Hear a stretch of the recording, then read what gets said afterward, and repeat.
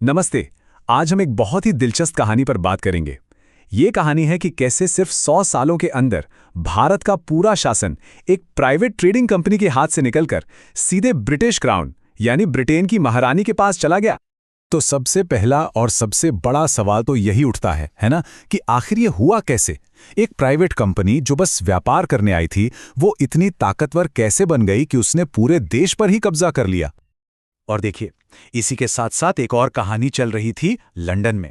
वहां British parliament अपनी ही बनाई इस कंपनी पर लगाम कसने की कोशिश कर रही थी। तो ये दो कहानियां हैं, एक भारत में, एक लंदन में, जो साथ साथ चलती हैं और एक ही मोड़ पर आकर खत्म होती हैं। देखिए, शुरू में तो ईस्ट इंडिया कंपनी का मकसद बड़ा सीधा सा था, व्यापार करना, मसाले, कपड़े, यही सब। लेकिन 18वीं सदी का भारत, यहां राजनीतिक माहौल काफी अस्थिर था और इसी माहौल ने कंपनी को एक ऐसा मौका दे दिया जिसकी उन्होंने उम्मीद भी नहीं की थी। धीरे धीरे इन व्यापारियों को समझ आने लगा कि असली ताकत और पैसा व्यापार में नहीं बल्कि राज करने में है। तो साम्राज्य बनाने के लिए पहला कदम क्या था? सबसे पहले अपने सबसे बड़े कॉम्पिटिटर को रास्ते से हटाओ, और उस वक्त उनके सबसे बड़े कॉम्पिटिटर थे फ्रेंच। तो हुए कर्नाटक युद्ध, जो 1740 से 1763 तक चले, और इन लड़ाइयों में अंग्रेजों ने फ्रेंच को बुरी तरह हरा दिया। बस इसके बाद भारत में उनका रास्ता साफ हो गया। अब जब फ्रेंच रास्ते से हट गए तो कंपनी का पूरा ध्यान किस पर गया? जमीन पर और पैसे पर, यानी रेवेन्यू पर। और इसके लिए उन्होंने सबसे पहले नजर डाली उस वक्त के सबसे अमीर सूबे बंगाल पर। तो ये जो ब्रिटिश जीत थी, ये कोई तुक्का नहीं था, ये एक प्रॉपर सोची समझी स्ट्रैटेजी थी जो 4 फेज में पूरी हुई। पहला फेज, अपने कॉम्पिटिटर यानी फ्रेंच को कर्नाटक युद्धों में हराया। दूसरा फेज, बक्सर की लड़ाई जीतकर बंगाल के खजाने पर कब्जा कर लिया। तीसरा फेज, जो बड़ी देशी ताकतें बची थीं जैसे मैसूर और मराठा, उन्हें एक एक करके हराया। और चौथा और आखिरी फेज, जो राज्य लड़ाई से नहीं मिले, उन्हें डॉक्ट्रिन ऑफ लैप्स जैसी नीतियों का इस्तेमाल करके हड़प लिया। अक्सर लोग प्लासी की लड़ाई की बात करते हैं, और वो जरूरी थी, लेकिन असली गेम चेंजर थी 1764 में हुई बक्सर की लड़ाई। क्यों? क्योंकि इस जीत के बाद कंपनी को दीवानी के अधिकार मिल गए। मतलब अब वो बंगाल, बिहार और उड़ीसा जैसे अमीर इलाकों से सीधे टैक्स वसूल सकते थे। और बस इसी एक अधिकार ने एक ट्रेडिंग कंपनी को एक रूलिंग पावर बना दिया, व्यापारी से शासक। अब सोचिए, अचानक इतनी ताकत और इतना पैसा हाथ लग जाए तो क्या होगा? नतीजा बहुत बुरा हुआ। कंपनी के जो अधिकारी थे वो तो अपना प्राइवेट बिजनेस करके मालामाल हो रहे थे, लेकिन कंपनी खुद करप्शन की वजह से दिवालिया होने के कगार पर पहुंच गई। और इससे भी भयानक बात यह हुई कि जिन इलाकों पर वो राज कर रहे थे वहां जबरदस्त अकाल पड़ा। बस जब हालात इतने बिगड़ गए तब जाकर लंदन में बैठी पार्लियामेंट की नींद खुली। तो अब कहानी का फोकस भारत से शिफ्ट होकर लंदन पहुंचता है। भारत में कंपनी जो ये सब कर रही थी, उसकी बेगाम ताकत और फैलाया हुआ रायता देखकर ब्रिटिश पार्लियामेंट को लगा कि अब दखल देना ही पड़ेगा। तो सरकार के कंट्रोल की पहली बड़ी कोशिश थी रेगुलेटिंग एक्ट 1773। इसी एक्ट के तहत वॉरेन हेस्टिंग्स को पहला गवर्नर जनरल बनाया गया। लेकिन इस कानून ने एक प्रॉब्लम सॉल्व करने की जगह दूसरी खड़ी कर दी। इसने कलकत्ता में एक सुप्रीम कोर्ट भी बना दिया। अब गवर्नर जनरल और उसकी काउंसिल बड़ी है या सुप्रीम कोर्ट, असली बॉस कौन है, इसे लेकर कंफ्यूजन और झगड़े शुरू हो गए। तो इस कंफ्यूजन को दूर करने के लिए आया 1784 का पिट्स इंडिया एक्ट। इसने चीजों को बिल्कुल साफ कर दिया। एक ड्यूअल कंट्रोल सिस्टम बनाया।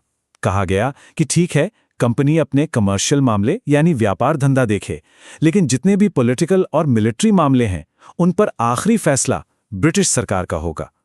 तो यहीं से असली पावर धीरे धीरे कंपनी के हाथ से निकलकर सरकार के पास जाने लगी। तो देखिए, कितनी अजीब बात है। एक तरफ लंदन में पार्लियामेंट कंपनी के पर कतर रही थी, और दूसरी तरफ भारत में वही कंपनी और भी ज्यादा एग्रेसिव होकर अपना राज फैला रही थी। इसी दौरान उन्होंने टीपू सुल्तान के मैसूर और ताकतवर मराठा साम्राज्य को भी हरा दिया। ये जो चार्टर एक्ट्स थे, ये असल में कंपनी की ताकत को धीरे धीरे खत्म करने का तरीका थे। जैसे 1813 में उनकी ट्रेडिंग मोनोपोली लगभग खत्म कर दी, बस चाय और चीन के साथ व्यापार छोड़कर। फिर 1833 में वो भी खत्म।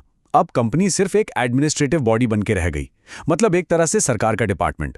और 1853 तक तो सिविल सर्विसेज के लिए ओपन कंपटीशन भी शुरू हो गया, मतलब कंपनी का कंट्रोल लगातार कम होता जा रहा था।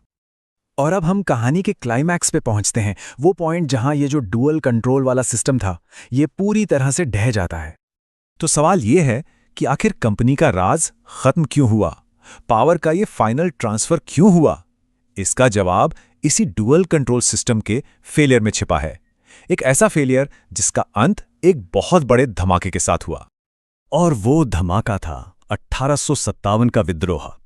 ये विद्रोही वो आखिरी कील साबित हुआ, इसने ब्रिटिश सरकार को ये मानने पर मजबूर कर दिया कि बस अब बहुत हुआ। एक ट्रेडिंग कंपनी भारत जैसे इतने बड़े देश को नहीं संभाल सकती। अब उन्हें सीधे कमान अपने हाथ में लेनी ही होगी।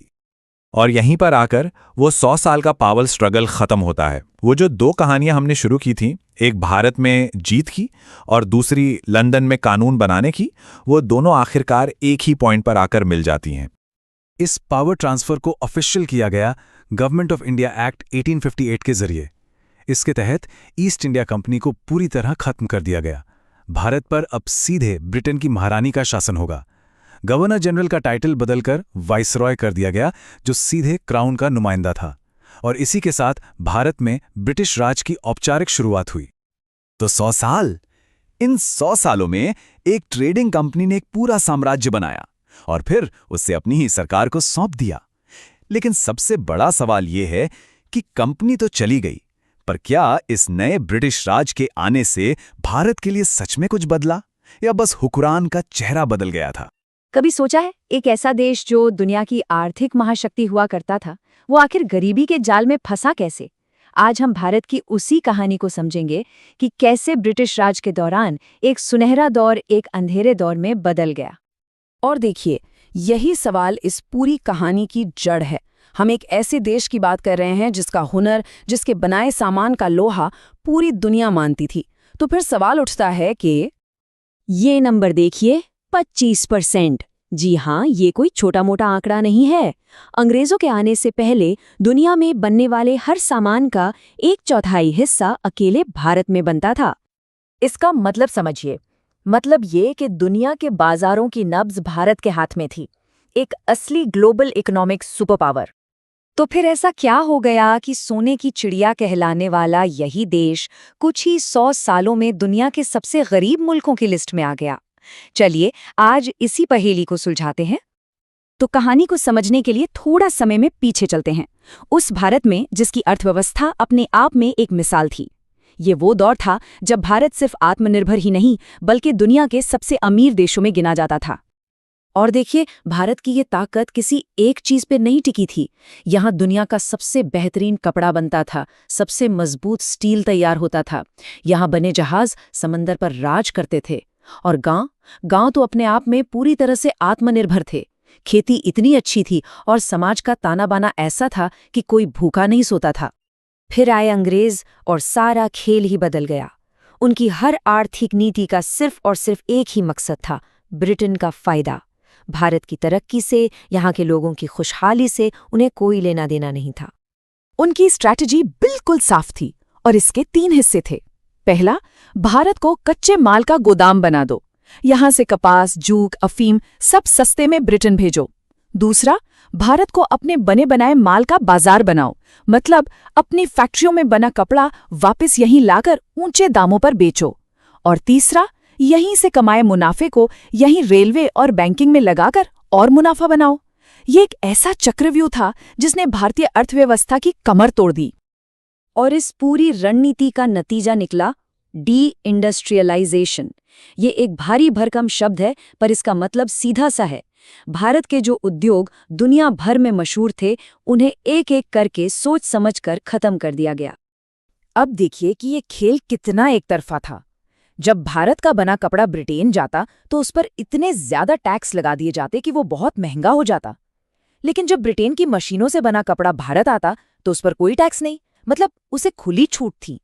ये व्यापार नहीं था, ये खुली लूट थी। ये एक लाइन इस पूरी कहानी का निचोड़ है। वो देश जो पूरी दुनिया को अपना हुनर बेचता था, जो फिनिश्ड गुड्स का एक्सपोर्टर था, उसे सिर्फ कच्चा माल सप्लाई करने वाला बनाकर छोड़ दिया गया। और इसका असर सीधा लोगों पर पड़ा। लाखों बुनकर, कारीगर, शिल्पकार रातों रात बेरोजगार हो गए। उनके पास अपने गांव लौटकर छोटी-मोटी खेती करने के अलावा कोई रास्ता नहीं बचा। इससे जमीन पर बोझ और ज्यादा बढ़ गया। अब आते हैं कहानी के सबसे अहम हिस्से पर, दादा भाई नौरोजी की ड्रेन ऑफ वेल्थ थ्योरी। उन्होंने ही पहली बार दुनिया को बताया कि कैसे भारत का खून चूसा जा रहा था। इसका मतलब बहुत सीधा है। भारत से पैसा, संसाधन, सब कुछ लगातार इंग्लैंड भेजा जा रहा था, लेकिन बदले में भारत को कुछ भी नहीं मिल रहा था। ये एक वन वे ट्रैफिक था जिसने भारत को अंदर से खोखला कर दिया। और ये निकासी कई तरीकों से हो रही थी। यहाँ काम करने वाले अंग्रेज अफसरों की मोटी मोटी तनख्वाह और पेंशन भारत से जाती थी। लंदन में जो इंडिया ऑफिस था, उसका सारा खर्चा, जिसे होम चार्जेस कहते थे, वो भी भारत ही देता था। अरे हद तो तब हो गई जब ब्रिटेन ने दुनिया में कहीं और जाके लड़ाई लड़ी तो उसका बिल भी भारत के नाम पर फाड़ दिया गया। इन सारी आर्थिक नीतियों का जो सबसे भयानक और दर्दनाक नतीजा निकला, वो थे बार बार पड़ने वाले अकाल और किसानों की बर्बादी। इस आंकड़े पर एक पल रुककर गौर कीजिए। 3 करोड़ से ज्यादा लोग ब्रिटिश राज में आए अकालों में इतने लोग मारे गए। ये कोई कुदरत का कहर नहीं था, ये जानबूझकर बनाई गई नीतियों का नतीजा था। और ये हुआ कैसे? किसानों को मजबूर किया गया कि वो गेहूं चावल उगाना छोड़कर नील और अफीम जैसी कैश क्रॉप्स उगाएं, क्योंकि ब्रिटेन की फैक्ट्रियों को उसकी जरूरत थी।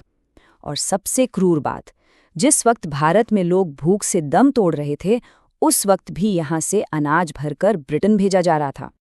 ऊपर से जमीन पर लगान वसूलने के जो सिस्टम बनाए गए, वो किसानों के लिए मौत का फरमान साबित हुए। चाहे वो बंगाल का परमानेंट सेटलमेंट हो या मद्रास की रैयतवाड़ी व्यवस्था, हर जगह लगान की दरें इतनी ज्यादा थीं कि किसान कर्ज के बोझ तले दबता चला गया और अपनी ही जमीन पर मजदूर बन गया। तो जब ये लंबा और अंधेरा दौर खत्म हुआ, तो भारत किस हाल में था? अंग्रेज अपने पीछे कैसी आर्थिक विरासत छोड़कर गए? चलिए देखते हैं। हाँ, एक दलील अक्सर दी जाती है कि अंग्रेजों ने भारत को रेलवे दी, लेकिन सवाल ये है कि ये रेलवे किसके लिए थी? क्या ये भारत की तरक्की का इंजन थी या फिर लूट को और तेज करने का एक जरिया? इसका जवाब बिल्कुल साफ है। रेलवे लाइनें इसलिए बिछाई गईं ताकि गांवों से कच्चा माल आसानी से बंदरगाहों तक पहुंचाया जा सके और बंदरगाहों से अंग्रेजी माल देश के कोने कोने में भेजा जा सके। इसका एक और बड़ा मकसद था, अगर कहीं कोई विद्रोह हो तो सेना को तेजी से वहां पहुंचाया जा सके। तो आखिर में जो तस्वीर बची वो ये थी, एक ऐसा भारत जो सिर्फ कच्चा माल पैदा करता था, ब्रिटेन का बना बनाया सामान खरीदता था और एक ऐसी गरीबी में जी रहा था जो उस पर जानबूझकर थोपी गई थी। और अंत में ये एक सवाल है जो आज भी हमारे सामने है कि जब किसी देश की अर्थव्यवस्था की आत्मा को ही इस तरह निचोड़ लिया जाए तो उसे वापस अपने पैरों पर खड़े होने में कितना वक्त लगता है, कितनी पीढ़ियां लगती हैं। ये वो विरासत है जिससे आज भी हम कहीं ना कहीं जूझ रहे हैं। इस पर सोचिएगा जरूर। नमस्कार। आज हम 19वीं सदी के भारत की एक ऐसी कहानी में उतरेंगे जो बर्बादी से शुरू होकर एक नई सुबह तक जाती है। ये वो कहानी है जिसने आज के यानी मॉडर्न इंडिया की नींव रखी। चलिए शुरुआत एक ऐसे आंकड़े से करते हैं जो शायद आपको हैरान कर दे। ब्रिटिश राज से पहले दुनिया भर के इंडस्ट्रियल आउटपुट में भारत का हिस्सा 25वीं सदी था। जी हां, 1/4। तब भारत सिर्फ एक देश नहीं बल्कि टेक्सटाइल्स, स्टील और जहाज बनाने वाली एक इकोनॉमिक पावर हाउस था। तो फिर सवाल ये उठता है कि आखिर हुआ क्या? इतना अमीर और मजबूत देश अचानक से गरीबी और सामाजिक बुराइयों के दलदल में कैसे धंस गया? आइए इसी सवाल का जवाब ढूंढते हैं। इस पूरी कहानी को समझने के लिए हम इसे 5 हिस्सों में देखेंगे। पहले, भारत की इकोनॉमिक ताकत कैसे टूटी, फिर समाज पर इसका क्या असर हुआ, इसके बाद सुधार की वो चिंगारी कैसे भड़की, कौन सी नई आवाजें उठीं, और आखिर में इस जागरण ने हमें विरासत में क्या दिया। तो पहला पड़ाव, अमीरी से बर्बादी तक का सफर। ये वो कहानी है कि कैसे ब्रिटिश पॉलिसियों ने सिर्फ और सिर्फ अपने फायदे के लिए भारत की पूरी अर्थव्यवस्था का चेहरा ही बदल दिया।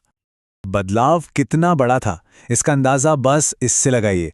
भारत जो पहले फिनिश गुड्स जैसे कपड़े, स्टील एक्सपोर्ट करता था, अब सिर्फ रॉ मटेरियल मतलब कच्चा माल जैसे कॉटन, जूट और अफीम का सप्लायर बनकर रह गया। तैयार माल की जगह कच्चा माल। और इसी पूरी प्रक्रिया को एक नाम दिया गया, डी इंडस्ट्रियलाइजेशन, मतलब एक देश जो अपना बना बनाया माल बेचता था उसे एक ऐसे देश में बदल दो जो सिर्फ कच्चा माल बेचे और दूसरे देशों से तैयार माल खरीदने पर मजबूर हो जाए। अच्छा, तो ये सब हुआ कैसे? इसे 3 आसान स्टेप्स में समझते हैं। पहला, ब्रिटेन की मशीनों से बना सस्ता माल भारतीय बाजारों में भर दिया गया। दूसरा, भारत के सामान पर ब्रिटेन में भारी टैक्स लगा जबकि ब्रिटिश माल बिना किसी टैक्स के भारत आता था। और तीसरा, नतीजा, लाखों भारतीय कारीगरों और शिल्पकारों का रोजगार छिन गया, वो बर्बाद हो गए। तो ये जो आर्थिक तबाही हुई, इसका समाज पर क्या असर पड़ा? लोगों ने इसकी क्या कीमत चुकाई? जमीन से ज्यादा लगान निचोड़ने के लिए अंग्रेजों ने नए सिस्टम बनाए। जैसे बंगाल में परमानेंट सेटलमेंट ने जमींदारों को मालिक बना दिया, जिससे किसानों का भयानक शोषण हुआ। वहीं बॉम्बे मद्रास के रैयतवाड़ी सिस्टम में किसानों से इतना ज्यादा लगान लिया गया कि वो कर्ज में डूब गए। इन सब ने मिलकर खेती की कमर तोड़ दी। जब आर्थिक हालात खराब होते हैं तो समाज में पहले से मौजूद बुराइयां और भी गहरी हो जाती हैं। सती प्रथा, बाल विवाह, पर्दा प्रथा, जातिवाद, छुआछूत जैसी कुरीतियां और भी ज्यादा मजबूत हो गईं।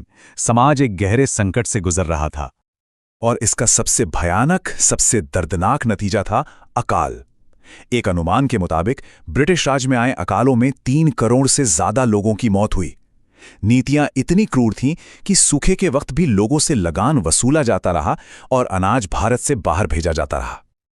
लेकिन कहते हैं ना, हर अंधेरी रात के बाद सुबह होती है। इसी अंधेरे में सुधार की एक चिंगारी भी चली। ये अजीब था, एक तरफ शोषण था तो दूसरी तरफ पश्चिमी शिक्षा और नए विचार भी भारत आ रहे थे। तो ये बदलाव की हवा चली कैसे? इसके पीछे कई वजहें थीं। पश्चिमी शिक्षा आई, प्रिंटिंग प्रेस आया जिससे विचार तेजी से फैले और लिबर्टी, इक्वालिटी और रीजन यानी स्वतंत्रता, समानता और तर्क जैसी नई सोच लोगों तक पहुंची। इन्हीं सब ने मिलकर राष्ट्रवाद की पहली भावना को जगाया। और यहीं से शुरू होता है भारत का महान जागरण, इंडियाज़ ग्रेट अवेकनिंग। समाज की इस हालत के खिलाफ कई लोग और आंदोलन खड़े हुए जिन्होंने सदियों पुरानी कुरीतियों को सीधी चुनौती दी। इस जागरण की मशाल सबसे पहले उठाने वालों में थे राजा राम मोहन रॉय, जिन्हें भारतीय पुनर्जागरण का जनक भी कहा जाता है। 1828 में उन्होंने ब्रह्म समाज की स्थापना की और सती प्रथा के खिलाफ एक जबरदस्त लड़ाई लड़ी। वो तर्क और आधुनिक सोच के पैरोकार थे। एक और बड़ा नाम जिसे हम भूल नहीं सकते, ईश्वर चंद्र विद्यासागर।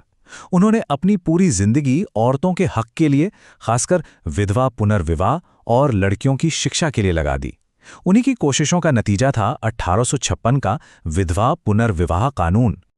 अब उस दौर के 2 बड़े आंदोलनों को देखें तो एक तरफ था राजा राम मोहन रॉय का ब्रह्म समाज, जो एकेश्वरवाद और मॉडर्न विचारों पर जोर देता था, और दूसरी तरफ था स्वामी दयानंद सरस्वती का आर्य समाज, जिसका नारा था वेदों की ओर लौटो और जिसका फोकस सामाजिक बराबरी पर था। लेकिन एक दिलचस्प बात, दोनों ने ही मूर्ति पूजा का विरोध किया। और ये जागृति की लहर सिर्फ बंगाल तक ही नहीं रुकी। सर सैयद अहमद खान के अलीगढ़ मूवमेंट ने मुसलमानों के लिए मॉडर्न एजुकेशन की बात की। रामकृष्ण मिशन ने मानव सेवा को ही धर्म बताया और प्रार्थना समाज ने पश्चिमी भारत में सुधार का बीड़ा उठाया। ये एक नई चेतना थी जो पूरे देश में फैल रही थी। तो सवाल ये है कि इस जागरण की विरासत क्या रही? इसने आज के भारत की नींव कैसे रखी? इसका असर जमीन पर भी दिखा। कानून बदले। 1829 में सती प्रथा खत्म हुई, 1856 में विधवा पुनर्विवाह को कानूनी मान्यता मिली और आगे चलकर कन्या भ्रूण हत्या और बाल विवाह के खिलाफ भी कानून बने। ये समाज सुधारकों की बहुत बड़ी जीत थी। लेकिन इन सब से ऊपर सबसे जरूरी बात ये थी कि इन्हीं समाज सुधार आंदोलनों ने भारतीय राष्ट्रवाद के लिए जमीन तैयार की। जब लोगों ने सामाजिक बुराइयों पर सवाल उठाना सीखा तो उन्होंने राजनीतिक गुलामी पर भी सवाल उठाने शुरू कर दिए। और इस नई सोच, इस नई भावना को स्वामी विवेकानंद के एक विचार से बेहतर कोई नहीं समझा सकता। मानव की सेवा ही ईश्वर की सेवा है। ये उस दौर में उभरे मानवतावाद और राष्ट्रीय गौरव का प्रतीक बन गया। तो आखिर में बस एक सवाल, जब कोई राष्ट्र अपनी नींद से जागता है तो वो सबसे पहले क्या मांगता है? ये सवाल 19वीं सदी की कहानी को सम्मान और अपने फैसले खुद लेने की एक यूनिवर्सल लड़ाई से जोड़ता है।